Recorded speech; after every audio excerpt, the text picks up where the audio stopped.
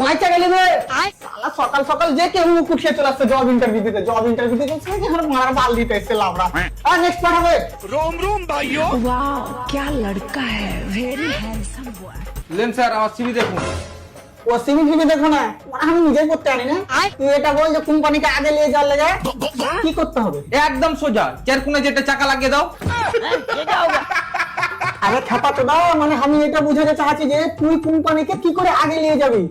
বাল আমি বিনা চাকা টাকা নিয়ে যেতে পারবো না, বানা ঠেলতেই পারবো না। আরে তোর কি মাথা খারাপ হয়ে গেছে?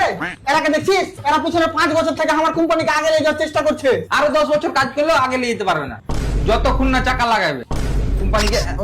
কোম্পানিকে 1 ইঞ্চিও আগে নিয়ে যেতে পারবে না। তোর না মানে কপালে কিল দিয়ে না জ্বর করে দেবো। তোমার একবারই তো বুঝতে পারিস না, মানে এমন কি কাজ করলে আমার এই কোম্পানি সবার থেকে উপরে থাকবে। হবে তো অফিসারকে বানালছে বে। এটা তো একদমই সোজা, বাকি কোম্পানি বিল্ডিং এর উপরে 2-4টা মিস্ত্রি ডেকে 2-4টা রুম বানালে তাহলেই তো হয়ে গেল তোমার কোম্পানি উপরে। দেখে দিলে নিজের অকাত তোকে বললো না, চল হাট। লে মারা এখন আমি ওপরে করার চক্করে ঘাড়ে করে নিয়ে ঘুরে বেড়াবো। अगर ये तो करे क्या, बोले क्या। আরে দাদা তুমি বুঝতে পারছো না কেন? তুমি যদি ভালো করে কাজ করো তাহলে আমার এই কোম্পানি উপরে যাবে। হেটু মারা এর এখনো মাথায় ঢুকেনি। আবে মিস্ত্রি লাগা, আমি কি পারবো সোজা দেওয়াল তুলতে?